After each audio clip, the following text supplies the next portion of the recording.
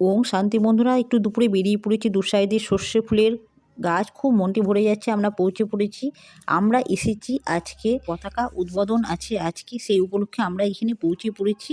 ওম শান্তি মন্দিরে একজন ভক্তের বাড়িতে পতাকা উদ্বোধন আছে, তাই জন্য আমরা এখানে পৌঁছে পড়েছি। এখানে মাতাজি পতাকা উদ্বোধন করছেন, দেখতেই পাচ্ছেন বন্ধুরা। খুব সুন্দরভাবে পতাকাটি তোলা হচ্ছে।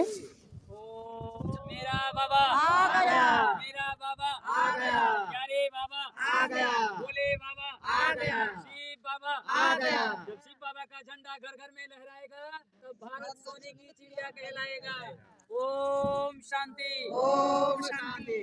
रावण राज का हो रहा है सफाया, राजा मालदा में शांति। ओम शांति, ओम शांति, ओम शांति।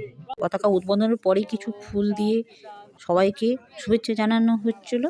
কিছু ফুল ছিটিয়ে, গাঁদা ফুলের পাপড়িগুলো ছিটিয়ে ছিটিয়ে তারপরে কিছু আমরা ছবি তুলে নিচ্ছিলাম মাতাজির সাথে, আমার মায়ের সাথে। আমার মায়ের ভক্ত যারা আছে তাদের সাথে মাতাজি মাকে ফুল দিয়ে শুভেচ্ছা জানাচ্ছিলেন। তারপরে আমরা ওইখান থেকে রওনা দিয়ে দিয়েছিলাম। না, খুব একটা দূরত্ব ছিল না রাস্তাটি, তাই জন্য আমরা হেঁটে হেঁটেই যাচ্ছিলাম।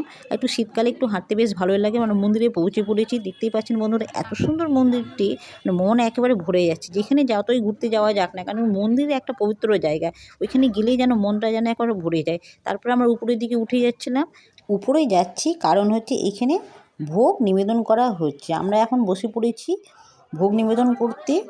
এখানে অন্নভোগ দেওয়া হচ্ছে। ভোগটা এত টেস্টি, মানে যত কিছুই খাওয়া যাক না কেন, যত দামি দামি খাবার খাওয়া যাক না কেন, ভোগ একটা মানে স্বাদই একটা আলাদা, যেটা মনে করেন পয়সা দিয়ে অন্য কোথাও পাওয়া যাবে না। মানে ঠাকুরের ভোগ একটা মানে অসাধারণ একটা টেস্টি হয়, যেটা আপনারা মনে করেন কোথাও পাবেন না।